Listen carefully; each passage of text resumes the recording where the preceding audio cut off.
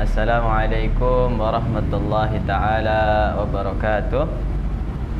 Alhamdulillahilladzi manbasit yadayhi bil atiyah wa ya man tanazzaha sifatihi wa jalalihi wa dhatihi al ahadiyah wa salawatuhu wa salamuhu ala sayyidina Muhammadin al Mustafa sallallahu alaihi wasallam sayyidil bariyah wa ala alihi wa ashabihi dhatil akhlaqil aliyah. Sanadani yang dimuliakan Allah Subhanahu wa taala, alhamdulillah di hari ini kita dapat berjumpa kembali di kajian madani kita, majelis dakwah terkini, yang pada kesempatan ini kita akan berada pada kajian kitab Tafsir Ayatil Ahkam karya Imam Ali As-Sabuni, dan telah sampai kita pada pembahasan tentang Al-Muhadharah Al-Ashirah. Ini adalah perjumpaan ke-10 dalam kutipan tulisan beliau. Sebenarnya kita melewati satu muhadharah, yaitu muhadharah at-tasi'ah, perjumpaan yang ataupun penjelasan yang ke-9 beliau.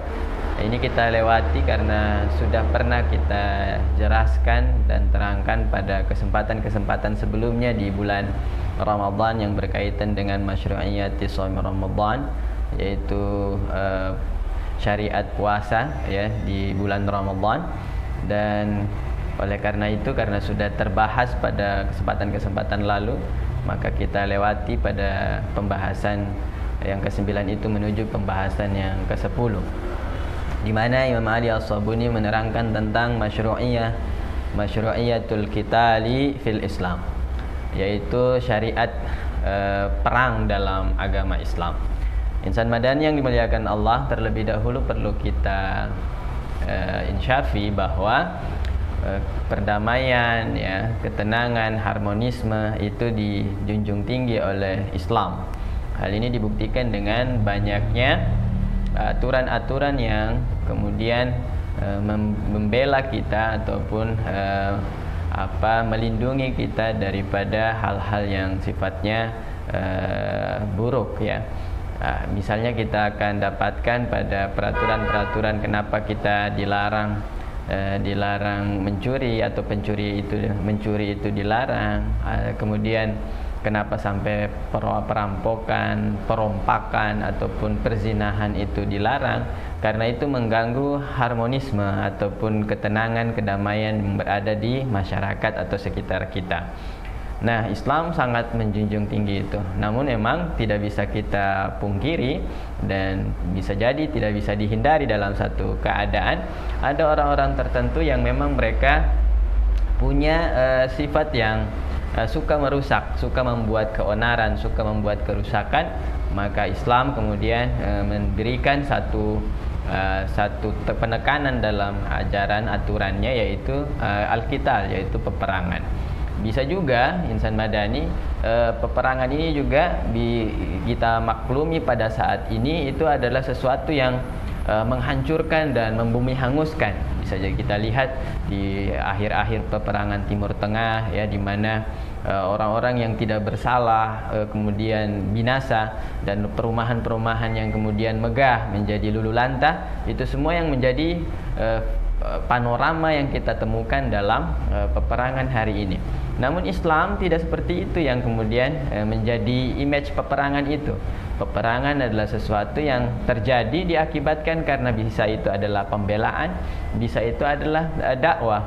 Bukan berarti ketika sudah selesai dikuasai satu negara, satu daerah, kemudian diperangi orang-orang yang hidup di sana, diperas harta bendanya, kemudian dibumi hanguskan tanam-tanamannya. Tetapi Islam adalah agama yang kemudian setelah peperangan itu, masyarakat-masyarakat yang mau beragama Islam, yang kemudian bisa kemudian mengikuti aturan-aturan Islam, dilindungi haknya, dilindungi darahnya. Mereka-mereka yang tidak ikut dalam peperangan pun kemudian tidak dibunuh, kemudian tidak dicucurkan darahnya. Inilah peperangan yang dimaksudkan oleh Islam. Bisa kita lihat ketika Fathu Makkah, di mana semuanya telah tunduk dalam genggaman Rasul sallallahu alaihi wasallam, tapi kemudian beliau mengatakan, "Man dakhala baita Abi Sufyan fahuwa amin." Barang siapa yang masuk ke dalam rumahnya Abu Sufyan. Abu Sufyan adalah pemuka kafir, ya, pemuka kafir Quraisy pada saat itu, tapi kemudian beliau bilang, "Man dakhala fi baiti Abi Sufyan fahuwa amin." Barang siapa yang masuk rumahnya Abu Sufyan, maka dia aman. Dia kemudian tidak diperangi. Siapa yang masuk ke dalam Ka'bah, maka dia tidak diperangi, ya.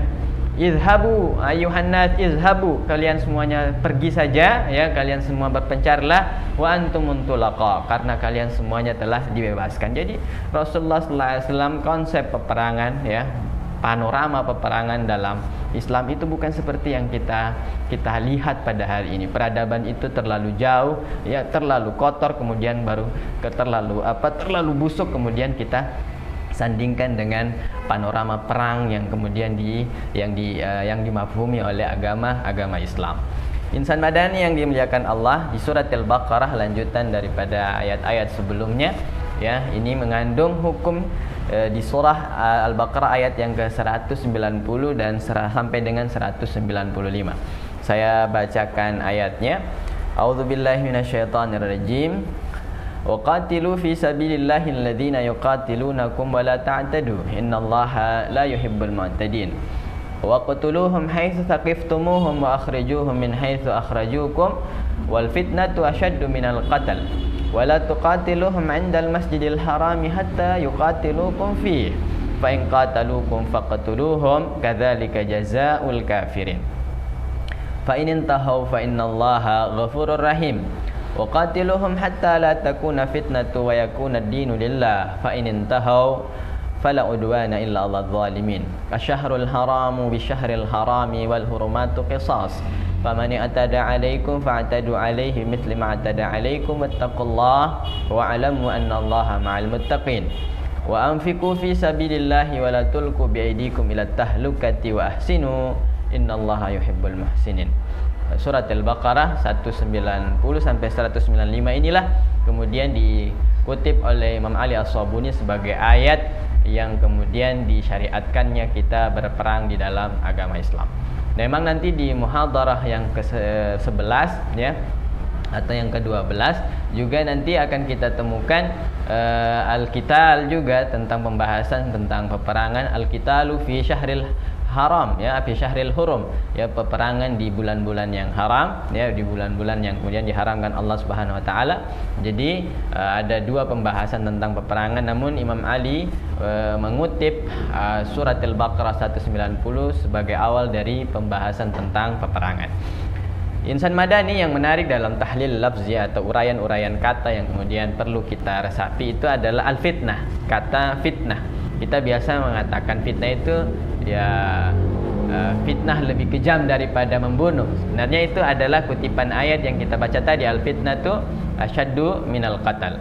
Tapi fitnah sendiri di sini dikatakan bahwa al-ibtila' wal ikhtibar. Fitnah itu adalah ujian dan cobaan. Wa asluha, kenapa sampai disebut ujian dan cobaan fitnah itu? Karena awalnya kata fitnah itu wa huwa idkhalu dhahab an-nara litazharu jawdatih min radaatih. Jadi awal mula fitnah itu adalah ketika prosesi emas yang dimasukkan ke dalam api, itulah fitnah. Memasukkan emas ke dalam api itu adalah fitnah, sehingga nanti emas itu keluar kemegahannya, kemewahannya, dan bebas ataupun terpisah daripada unsur-unsur yang mengurangi nilainya, begitu. Maka fitnah adalah memasukkan sesuatu atau memasukkan emas ke dalam api. Oleh karena itu, sehingga nanti fitnah ini diambil filosofi kata atau diksi ini menjadi kata ujian ataupun cobaan. Nah, ini kata fitnah.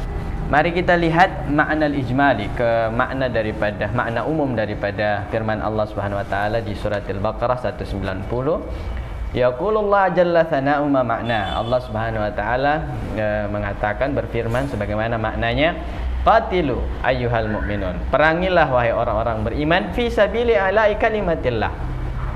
Apa itu berperang? Peperangan yang dimaksudkan adalah untuk meninggikan kalimatnya Allah Subhanahu wa taala. Jadi ada peperangan, setelah peperangan itu adalah penyebaran agama Islam. Wahai siapa saja yang mau masuk Islam, maka dia akan selamat. Siapa yang kemudian mau tunduk pada aturan-aturan Islam, maka dia selamat. Dan kemudian tidak ada pemberangusan, ya, penghancuran. Hari ini masih kita temukan bangunan-bangunan kokoh dari zaman-zaman Yunan, dari zaman-zaman Romawi yang kemudian pernah dikuasai Islam, kemudian beralih tangan lagi. Kita masih lihat bahwa bangunan-bangunan itu masih kokoh berdiri dan tidak pernah dirubuhkan oleh Islam meskipun telah berkuasa berabad-abad lamanya. Insan Madani, lihat di sana juga wa izazi dinihi alladhi yuqatilunakum minal kuffar. Dan untuk apa? Agar kemudian agung agama ini, ya, dan kemudian perangi mereka orang-orang kafir itu. Wala ta'tadu biqatlil atfal. Tetapi peperangan itu jangan kemudian melampaui batas dengan biqatlil atfal, membunuh anak-anak kecil. Wan nisa, dilarang juga dalam peperangan di dalam Islam ini membunuh perempuan-perempuan yang tidak berdosa. Wasyuyukh, orang-orang tua. Mimman la qudrata lahum alal qital. Yang memang orang-orang itu semuanya, ya, baik itu anak-anak, baik itu perempuan, baik itu orang tua, itu mereka tidak punya kesanggupan lagi untuk mengangkat senjata dan memerangi kalian, wahai orang-orang muslim, wahai orang-orang beriman. Maka jangan melampaui batas. Waqtuluhum aina madraktumuhum. Perangi mereka di mana saja kalian temui mereka. Wasadaftumuhum, dan di mana saja kalian kemudian berjumpa dengan mereka. Wala yasuddannakum anhum annakum fi ardil haram. Jadi jangan sampai perangi mereka kalau itu pun ada di Masjidil Haram, di tempatnya Allah Subhanahu wa taala larang untuk berperang, tapi kemudian terjadi peperangan karena mereka memulainya, maka kemudian kalian juga boleh perangi mereka. Wa akhrijuhum minal makanil ladzi akhrajukum, dan keluarkan mereka juga dari tempat yang kalian pernah dikeluarkan oleh mereka, ya. Jadi harus sama-sama dibalas. Wa huwa Makkah, dan itu adalah Makkah al-Mukarram, baldakumul asli, tanah air kalian yang sesungguhnya. Alladzi akhrajukum minhu dzulman wa udwanan. Dahulu insan Madani, orang-orang kufar itu mengeluarkan Rasulullah sallallahu alaihi wasallam dan para sahabat secara paksa dari Makkah al-Mukarramah. Maka ayat ini kemudian menjelaskan, keluarkan juga mereka sebagaimana dulu mereka mengeluarkan kalian, ya, mengusir kalian dengan cara zalim dan paksa. Wal fitnah, dan ujian. Tadi kalau kita bilang fitnah itu adalah ujian lil mukminin. Fitnah, ujian itu apa yang dimaksudkan di sana? Idza'uhum bitta'dzibi wat tarsyid, ya, wat tasyrid, yaitu mengusir mereka, menyiksa mereka. Wa ikhrajuhum minal watan, dan mengeluarkan mereka dari tanah air mereka. Itu adalah sangat-sangat besar sekali, cobaannya, ujiannya, ya, sangat busuk sekali di hadapan Allah Subhanahu wa taala. Karena apa? Itu membuat orang-orang Islam, membuat orang-orang beriman, membuat Rasulullah dan para sahabatnya menjadi kesusahan dan kesulitan. Bayangkan, harta mereka diambil, rumah mereka diambil, anak-anak mereka dipaksa untuk berpisah dari orang tuanya, istrinya berpisah dari suaminya, dan kemudian mereka harus berpergian di padang Sahara yang tandus sampai di Madinatul Munawwarah. Itu semua adalah ujian, dan ujian itu sangat menyusahkan mereka. Oleh karena itu disebutkan ujian itu, kalian pernah usir mereka tadi, kalian pernah siksa mereka itu tadi, itu lebih berat daripada pembunuhan yang kalian lakukan. Jadi buat orang setengah mati, buat orang kesusahan, buat orang tersiksa, itu perbuatan yang sangat busuk, ya. Bahkan busuknya itu lebih busuk daripada pembunuhan. Karena apa? Pembunuhan mungkin dia satu kali merasakan kematian, tapi membuat orang tersiksa setengah mati itu jauh penderitaannya dibandingkan pembunuhan yang satu kali dalam perasaannya, dalam satu rasa, begitu. Maka insan Madani, disinilah poin al fitnatu asyaddu minal qatl. Thumma akkada ta'ala al-amru bil qitalil kuffar wa bayyana al-ghaya minhu hiya alla yujadu syai'un minal fitnah fid din. Jadi kenapa sampai kemudian kita diperintahkan untuk berperang itu tadi, ataupun memerangi orang-orang kufar, itu dikuatkan oleh Allah Ta'ala bahwa al-wahya alla yujadu syai'un minal fitnah fiddin, agar supaya mereka tidak memberikan kalian kesusahan dalam hal beragama, ya. Perang itu juga terjadi, ya. Di sini di poin yang penting untuk kita catat adalah mereka menghalang-halangi kalian untuk beragama, ya. Menghalang-halangi kita beribadah, menghalang-halangi kita untuk menyembah Allah, menghalang-halangi kita untuk melakukan aktivitas-aktivitas ibadah. Itu adalah kemudian membuat kita diperbolehkan untuk memerangi mereka, begitu. Qatiluhum, perangi mereka hatta tazharu alaihim, sampai kemudian kalian unggul di atas mereka. Fala yaftinukum an dinikum. Kalau kalian sudah unggul di atas mereka, maka mereka tidak lagi membuat kalian kesusahan dalam beragama. Makanya penting kita kemudian memahami pentingnya kemudian berkuasa. Berkuasa tentu bisa terjadi juga dengan jalur peperangan. Selain hari ini kita bisa melihat dengan jalur-jalur politik atau jalur-jalur yang lainnya. Tapi kemudian di sini disebutkan satu juga yang mungkin menjadi opsi lain adalah kalau mereka menghalang-halang kalian dari beragama, beribadah, ya, dari sholat, puasa, menutup aurat, mereka tidak mau, faqatilu, maka perangi mereka sampai kemudian kalian lebih unggul di atas mereka, dan kemudian tidak lagi memerangi ataupun menjadikan fitnah, kesusahan untuk kalian beragama. Wa yakunud dinu khalisan lillah, sehingga agama itu hanya untuk Allah Subhanahu wa taala. Peribadatan itu hanya untuk Allah Subhanahu wa taala. Tidak ada lagi orang yang kemudian menyembah selain daripada Allah Subhanahu wa taala. Insan Madani di penggalan terakhirnya di sini dikatakan, ya, fala tubalu ayyuhal mu'minun bil qital fihi tarartum bil difa' an dinikum wa ila kalimatillah faman ta'arrada liqitalikum wa tada 'alaikum faqatiluhu wa raddu 'udwanihi bila dha'fin wala taqsirin. Jadi wahai orang-orang beriman, ya, kalau mereka memerangi kalian, maka kalian harus membela agama kalian, ya, kalian harus meninggikan kalimat Allah Subhanahu wa taala, dan jangan kemudian kalian takut, ya, kalian berpaling, waraddu udwanahu bila dha'fin wala taqsir, dan tolaklah kemudian perlawanan mereka, ya, balaslah perlawanan mereka itu tanpa kemudian merasa lemah, ya, tanpa kemudian merasa pengecut, ya, dan tanpa merasa kemudian kurang daripada mereka. Tsumma amarallahu ta'ala bil jihad bil mal. Setelah semuanya Allah jelaskan tadi, berjihad itu dengan memerangi mereka dengan mengorbankan jiwa kita. Di bagian terakhir tadi kita bisa lihat, ya, wa anfiqu fi sabilillah, infakkanlah harta kalian. Di sini Imam Ali As-Sabuni mengatakan Allah menyuruh kita semuanya berjihad juga dengan harta, ya. Wa qala wa anfiqu fi sabilillah, maka berinfaklah di jalan Allah Subhanahu wa taala, ay abdzilul mala fi sabilillah linusrati dini. Jadi satu faktor juga yang membuat kita bisa menolong agama Allah selain dengan jiwa adalah dengan harta kita, ya. Karena tentu ketika berperang itu pasukan-pasukan itu membutuhkan persenjataan. Pasukan-pasukan itu perlu makan, perlu minum, kemudian perlu tempat untuk bernaung, perlu tenda-tenda, perlu logistik dan seterusnya, ya. Maka semua itu tidak bisa diadakan ataupun didapatkan oleh pasukan-pasukan kecuali dengan harta orang-orang yang beriman, yang menginfakkan hartanya. Maka oleh karena itu simetris jalannya ayat ini daripada tadi ketika Allah menyuruh kita untuk berjihad dengan jiwa, Allah juga menyuruh kita berjihad mengeluarkan harta kita di jalan Allah Subhanahu wa taala. Bagaimana sampai ayat ini bisa turun? Ada beberapa penggalan, ya.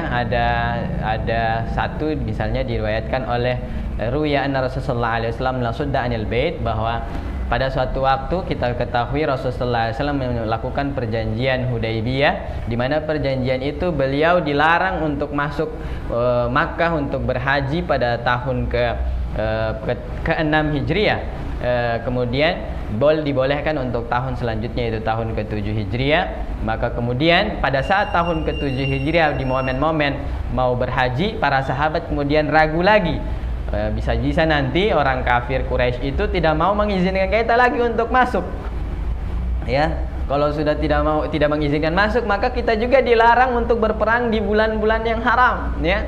Di bulan-bulan haram kita dilarang untuk berperang, juga di tanah haram, ya. Dilarang berperang di tanah haram Makkah. Maka nanti bagaimana? Berarti kita harus tetap pulang lagi, begitu. Maka di sini turunlah ayat itu, fanazalat hadhil ayah, ya, menjawab keraguan, menjawab kemudian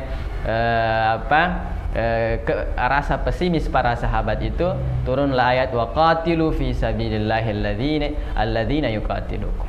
Jadi perangi mereka yang kemudian memerangi kalian, berperanglah kalian di jalan Allah, melawan mereka yang tadinya kemudian kalau mereka mau usir kalian lagi, maka perangi. Ini kemudian menjawab keraguan para sahabat. Itu yang pertama.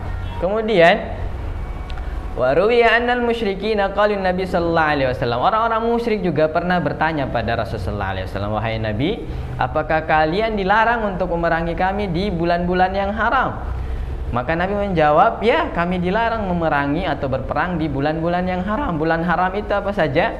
Yaitu ada di bulan Muharram, ada juga bulan Dzulqa'dah, ya, ada bulan Rajab, dan ada bulan Dzulhijjah. Itu semua adalah bulan yang diharamkan Allah Subhanahu wa taala berperang. Maka karena mengetahui itu, orang-orang musyrik ingin membuat siasat agar memerangi Rasul di bulan yang 4 tadi itu, di bulan yang haram. Maka turunlah ayat asyahrul haram bisyahril haram. Ya, kalau mereka perangi kalian di bulan haram, perangi juga mereka di bulan itu, ya. Meskipun itu bulan yang harusnya dilarang berperang, tapi mereka melarang atau melanggar etika-etika itu, maka perangi juga mereka, ya. Tidak bisa kita kasih juga leher kita karena wah ini di bulan yang haram. Bukan begitu, insan badan yang dimuliakan Allah. Yang ketiga, nah, karena tadi kita telah dengarkan bahwa di Hudaybiyah itu adalah pada tahun ke-6 Hijriah, ya. Kemudian mau masuk lagi tahun ke-7 Hijriah, itu juga yang kemudian asyahrul haram bisyahril haram. Jadi Allah membalas syahrul haram yang dahulunya kalian tidak bisa masuk untuk berhaji dengan syahrul haram, dengan bulan yang haram, yaitu bulan Dzulhijjah di tahun yang ke-7 Hijriah. Jadi bulan haram yang lalu impas dengan bulan haram yang saat ini. Itu maksud daripada asyahrul haram bisyahril haram. Nah, yang kemudian turun at-tahlukah, wala tulku biaidikum ila tahlukati wa ahsinu, di ayat yang ke-195. Ayat ini turun pada suatu masa, ya, dikabarkan oleh Ibnu Jarir At-Tabari an Aslam bin Abi Imran, ya, dikatakan bahwa mereka itu pada saat itu berada di Konstantinopel, dan orang-orang Romawi itu punya pasukan yang sangat banyak sekali.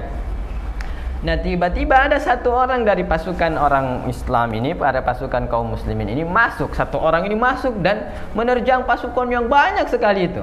Akhirnya pasukan lain mengatakan, ya, dia membawa dirinya pada kebinasaan, ya, melemparkan dirinya pada kebinasaan, ya.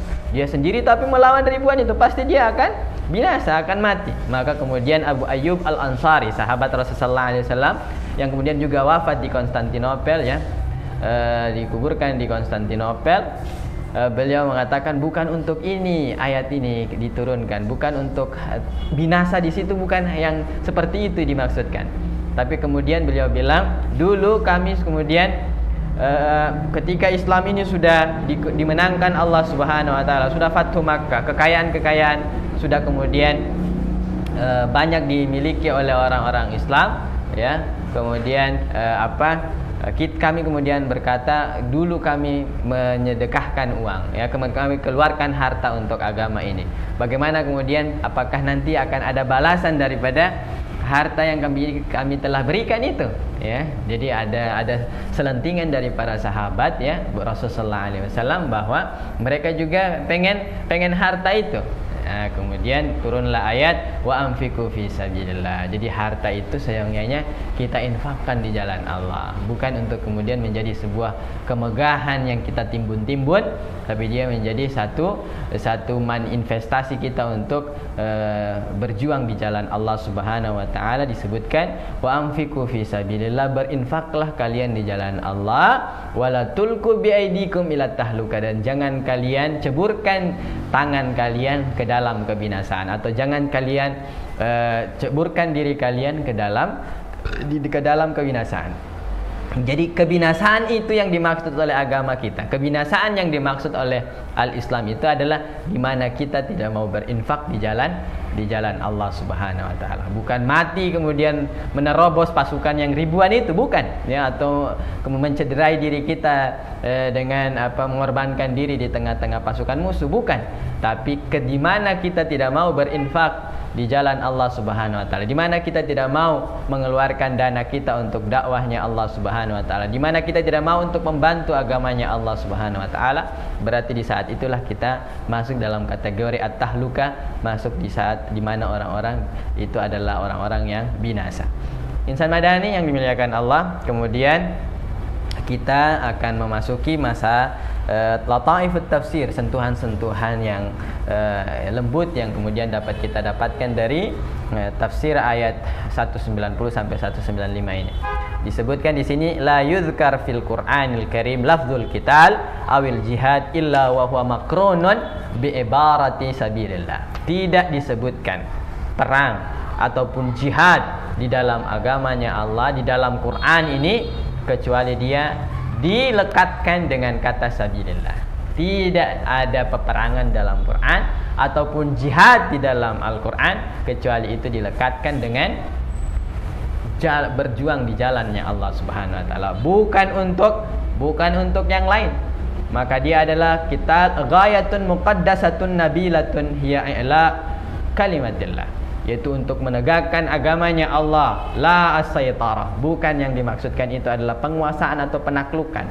Awil maghnam, apalagi untuk mengambil minyak, mengambil rempah-rempah, mengambil kekayaan alam negara itu, bukan itu yang dimaksudkan. Au izharu syaja'ah, atau untuk menampakkan kegagahan, keberanian, bukan itu untuk jihad kita, bukan untuk itu. Ya, awil isti'la fil ard, atau membuat kerusakan dan kesombongan di muka bumi ini, bukan untuk itu insan madani. Jadi perang jihad tidak dilekatkan kecuali dengan sabilillah atau di jalan Allah, memperjuangkan agamanya Allah Subhanahu wa taala, ya. Bahkan di beberapa kesempatan perang itu kemudian disyukuri oleh penduduknya karena apa? Raja sebelumnya adalah raja yang zalim, raja yang kemudian menghilangkan hak-hak penduduknya.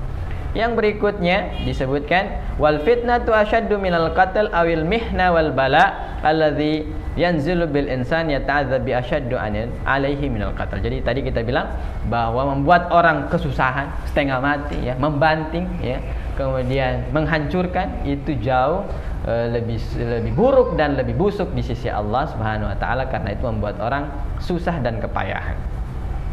Insan madani yang dimuliakan Allah, kemudian mari kita sampai pada pembahasan hukum-hukum. Ya, ini ada 4 atau sekitar 5 hukum saja yang berada di fase al-masyru'iyatul qital. Yang pertama adalah mata furidul jihad al muslimin, kapan diwajibkan jihad. Dikatakan lam yakhtaliful ulama annal qital qabla al-hijrah kana mahdhuran 'alal muslimin. Sebelum hijrah ke Madinah, di Makkah itu dilarang, diharamkan perang, ya. Diharamkan umat Islam berperang, ya. Banyak sekali nas-nasnya, misalnya kita disebutkan, ya, firman Allah fa'fu anhum. Kita di fase itu adalah fa'fu anhum, maafkan mereka, ya. Idfa billati hiya ahsan, atau balas dengan yang lebih baik. Kalau mereka berbuat buruk, kita balas dengan yang baik-baik. Itu yang firman-firman yang turun pada fase-fase Makkah. Kita dilarang, umat Islam dilarang untuk berperang.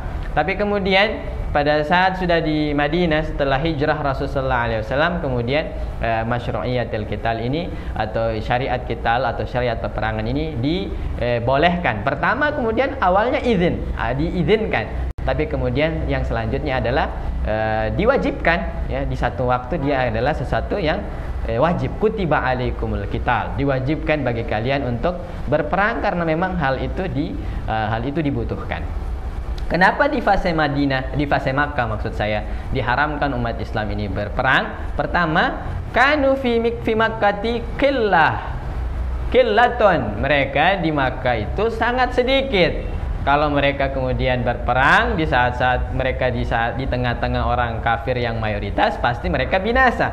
Maka itulah kemudian mereka diharamkan untuk berperang. Tidak momen lah, belum waktunya, belum momentumnya untuk diizinkan. Kanatil ghaya tadribu nufusil mu'minin ala sabri imtithalan lil amr. Jadi mereka juga dilatih pada saat di Makkah itu untuk bersabar, ya. Jadi memang syariat pada saat itu bukan syariat perang, tapi syariatnya adalah syariat bersabar, ya, banyak-banyak bersabar. Kita lihat Ammar bin Yasir, ya, sampai kemudian dibunuh orang tuanya, ya, dipelupuk matanya, tapi kemudian Rasulullah SAW bilang padanya sabran, ya. Jadi hanya beliau bilang adalah sabar, dan sabar, begitu. Ya, al-bi'a Arabiyah kana bi'atun nakhwatun wa najdatun. Jadi lingkungan Arab pada saat itu juga mereka punya satu sisi saling tolong, ya, dan kemudian lembut, gitu. Bisa juga kita lihat pada saat orang-orang kafir ini kehilangan akal untuk melakukan perlawanan terhadap dakwah Nabi di Makkah, mereka mengembargo kabilah dari Bani Hashim, ya.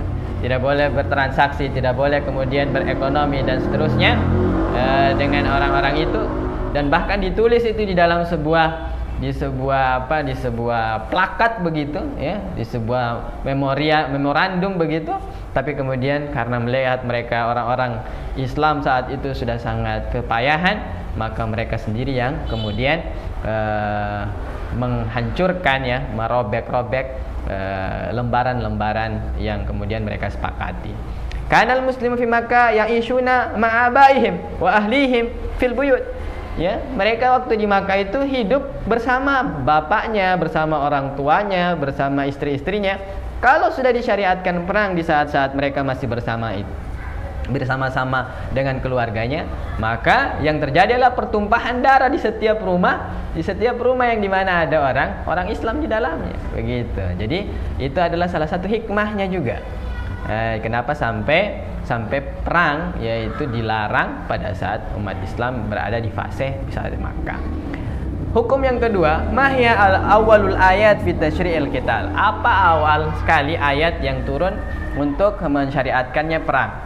Ulama berselisih pandang. Ada yang mengatakan, misalnya dari An-Rabi bin Anas wa ghairihi, an awal ayat nuzilat hiya qauluhu ta'ala wa qatilu fi sabilillahi alladhina yuqatilunakum. Jadi ayat ini menjadi satu ayat yang pertama sekali mensyariatkan kita untuk berperang.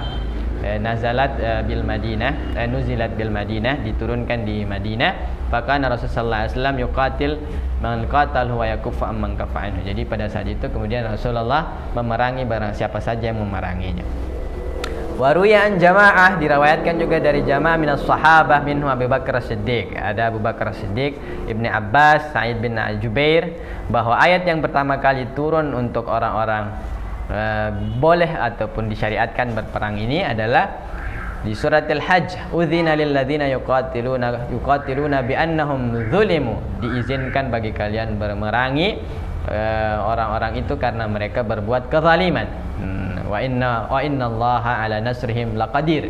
Ya, dan Allah Subhanahu wa taala pertolongannya itu sangat sanggup membuat kalian untuk menolong kalian atau memenangkan kalian. Qala Abu Bakar Ibn Arabi, ya, wa sahih anna awal ayat nazalat ayatul hajj. Jadi ada yang menguatkan bahwa surat al-hajj inilah yang kemudian menjadi ayat pertama kali turun yang mensyariatkan orang-orang Islam, mensyariatkan kita semua untuk berperang. Al-hukmu tsalits, hal yubahul qital fil haram, ya, apakah diperbolehkan kita berperang di haram atau di tanah haram atau di bulan haram, itu maksudnya, ya. Dalla qaulu ta'ala wa la tuqatiluhum indal masjidil haram hatta yuqatilukum fi. Jadi hurmatul qital fil haram illa idza bada'al musyrikuna bil udwan. Jadi tetap diharamkan kita untuk berperang di tanah haram, ya, di Makkah dan di Makkatul Mukarramah, ya. Kenapa diharamkan di sana? Ya, ini adalah syariatnya Allah Subhanahu wa taala, illa idza bada'al musyrikun, kecuali orang-orang musyrik ini memulai memerangi kalian. Jadi itu maksudnya adalah untuk ad-difa, untuk membela diri. Kita sudah diperangi, meskipun itu di tanah haram, maka tetap harus melakukan perlawanan. Juga ataupun itu di bulan haram, ya, di bulan haram yaitu bulan Rajab, Muharram, Zulqa'dah dan Zulhijjah, itu semuanya dilarang untuk berperang. Tapi kalau memang mereka memerangi kalian, maka kemudian ayat kalian diperbolehkan untuk berperang. Memang seperti dikatakan oleh Qatadah, riwayat Qatadah, ya, Qatadah mengatakan bahwa ayat ini telah terhapus, ya, telah terhapus. Aidan salakhal ashhurul hurum faqtulul musyrikin haitsu wajadtumuhum, bahwa berperang di tanah haram atau di bulan haram itu telah dihapuskan pelarangannya dengan ayat yang turun pada surah pada ayat yang lainnya, ya, di surah ayatil bara'ah, di surat at-taubah, ya. Kalau misalnya kalian berada di bulan haram kemudian mereka memerangi kalian, faqtulul musyrikina haitsu wajadtumuhum, maka perangi orang-orang musyrik itu di mana saja kalian mendapatkan mereka. Tapi ada juga yang mengatakan ayat ini tidak mansukh, ya, tapi muhakkamah, seperti kata Mujahid, ya, wala yajuzu qital ahadun fil masjidil haram illa ba'da an yuqatil. Jadi tidak boleh dia memerangi orang-orang siapapun juga di Masjidil Haram atau di tanah haram atau di bulan haram kecuali mereka telah memulai memerangi. Dan inilah yang kemudian diambil pandangannya oleh Imam Abu Hanifah dan para sahabat-sahabatnya. Hukum yang terakhir, insan madani yang dimuliakan Allah, mal murad bil udwan fil ayatil karimah. Apa maksud daripada udwan, perlawanan ataupun berlebih-lebihan, ya, melampaui batas dalam ayat itu? Haramal bari, Allah Subhanahu wa taala mengharamkan al-i'tida, ya, apa berlebih-lebihan. Wala ta'tadu, jangan kalian melampaui batas. Innallaha la yuhibbul mu'tadin, karena Allah tidak menyukai orang-orang yang melampaui batas. Bahkan, ya, hukum Islam itu melarang kita untuk melampaui batas. Apa yang dimaksudkan melampaui batas itu? Imam Hasanul Basri mengatakan minal muslah. Dilarang kita untuk memenggal-menggal orang kecil-kecil. Ini memotong-motong tubuhnya, ya, dilarang. Itu disebut dengan muslah, ya, melampaui batas kita, ya. Melampaui batas ketika kita berperang itu dilarang. Atau apa juga itu melampaui batas? Qatlun nisa, membunuh perempuan, wasibyan, anak kecil, wasyuyukh, orang tua, itu juga dilarang kita. Dan itulah yang kemudian disebut dengan melampaui batas. Nah, inilah aturan yang kemudian luput daripada pemahaman kita sebagai orang Islam. Oh, kalau berperang itu hancur semuanya, wanita, anak-anak, orang tua, habis semuanya. Oh, tidak seperti itu di dalam agama kita. Bahkan orang-orang ini dilindungi pada saat berperang ataupun apalagi dalam saat damai. Nah, wa fi sahihain an Ibnu Umar annahu qala wujidat imra'atun fi ba'di maghazin Nabi sallallahu alaihi wasallam maqtulah. Ya, Ibnu Umar mengatakan Nabi sallallahu alaihi wasallam mendapati jenazah-jenazah pada saat di beberapa peperangan itu dari para wanita. Kemudian Nabi sallallahu alaihi wasallam angkara Rasul sallallahu alaihi wasallam qatlun nisa wasbyan. Maka Nabi kemudian mengingkari, ya, melarang, ya, tidak menyukai orang-orang yang membunuh wanita dan anak kecil. Wa qila al-murad biqaulihi wa la ta'du an-nahyu 'anil bad'i bil qital. Dimaksudkan juga, bisa jadi dimaksudkan juga kata Imam Ali, ya, disebutkan di sini bahwa sebagian mengatakan ta'tadu, melampaui batas itu adalah al-bid'u bil qital. Memulai peperangan pada saat itu adalah bulan haram ataupun di tanah haram. Juga dimaksudkan adalah kita malam yuqatil, membunuh orang yang tidak berperang. Nah, itu dilarang dalam agama kita. Al-Qurtubi kemudian mengatakan wa yadullu alaihi an nazar anna qatal la yakunu fil ghalib illa min itsnain kal muqatal wal musyatam wal muhasama, bahwa peperangan itu tidak terjadi kecuali juga mereka melakukan peperangan pada kalian, ya, atau kalian saling berhadap-hadapan dengan mereka, maka itu kemudian boleh kemudian dilakukan peperangan. Wal qital la yakunu Fin nisa tidak boleh dilakukan pembunuhan terhadap anak perempuan, wala fis sibyan, dan juga pada anak-anak, wa man asbahahum, atau semisal mereka. Karruhban, juga dilarang ya dalam agama kita untuk membunuh ruhban, para rahib-rahib. Ya, para sufi-sufi mereka ya, hanya tinggal di rumah-rumah ibadah mereka ya, mereka kemudian hanya beribadah saja, itu dilarang dibunuh. Wazamna, azamna ini orang tua yang kropos, yang sudah tidak sanggup lagi berperang ya, mereka ini dilarang ya, kecuali pada posisi-posisi tertentu. An-nisa yang qatalna kutil. Jadi kalau perempuan ikut berperang ya, ikut mengangkat pedang, maka mereka juga layak untuk dibunuh. As-sibyan fala yuqtaluna linnahyi tsabit anil qitali dzurriyyah. Tapi anak-anak dilarang sama sekali untuk dibunuh di saat peperangan, sama sekali tidak boleh. Meskipun mereka juga ikut dalam peperangan itu. Az-zamna in kanat fihim idzayah qatalu kutilu ya. Jadi kalau orang-orang keropos tadi mengambil bagian juga dalam peperangan, mereka juga boleh diperangi. Asyuyukh, orang tua ini juga kalau mereka mengikuti peperangan maka juga bisa diperangi. Inilah hukum peperangan atau syariat perang di dalam agama kita. Karena sira, karena pertentangan antara kebenaran dan kebatilan itu akan terus berjalan seiring berjalannya bumi ini, insan madani yang dimuliakan Allah, maka syariat perang ini ya tidak bisa dihindari oleh kita semuanya. Pembahasannya adalah pembahasannya memang sudah wajar dan diadakan di dalam agama kita. Hari ini kita mempelajarinya bukan kemudian untuk menjadikannya fasilitas yang bisa dipakai kapan saja, tapi itu adalah fasilitas yang pertama kali kita lakukan adalah untuk a'la kalimatillah. Dia tidaklah melainkan untuk meninggikan agamanya Allah Subhanahu wa taala. Dilarang untuk memulainya ya, kecuali kalian kemudian diperangi. Jadi salah satu bagian daripada melampaui batas ini adalah kita memulai peperangan itu ya, kita mencari gara-gara, kalau kata anak-anak itu kita mencari banyak alasan ya untuk kemudian mau berperang dan menumpahkan darah. Tapi sesungguhnya di waktu-waktu tertentu insan madani, al-qital, syariah berperang ini juga harus menjadi sesuatu yang opsi yang perlu kita pilih. Semoga Allah Subhanahu wa taala merahmati kita semuanya ya, dengan pembahasan ini memberikan kedamaian di lingkungan kita, di negara kita, di dunia ini ya. Semoga negara-negara Islam yang masih terjajah Allah Subhanahu wa taala cepat bebaskan mereka daripada musuh-musuh agamanya, dan kemudian kita diberikan rahmatnya, karunia-Nya untuk